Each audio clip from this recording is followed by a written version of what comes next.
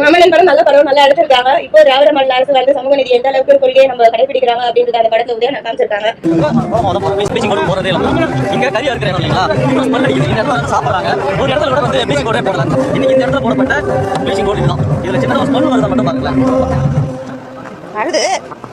உங்க ஏரியா தான், உங்க மாநகராட்சி இந்த ஏரியா இந்த பவுடர் தான் போறாங்க. ப்ளீச்சிங் பவுடர் போட்டுருந்தா கொஞ்சமாச்சு இந்த ஸ்மெல் வந்து அரசா இருக்கும். இது என்ன பவுடர்? நீங்க சொல்லுங்க என்ன பவுடர்? அவங்க கவனத்துக்கு கொண்டு ஃபுல்லா பவுடர் போட்டு போவாங்களா என்ன? அதுதான் மேடம், நான் கவனத்துக்கு கொண்டு வந்து மேடம், நான் கவனத்துக்கு கொண்டு வந்திருக்கேன் மேடம். இது சரியான பதிலே இல்ல மேடம்.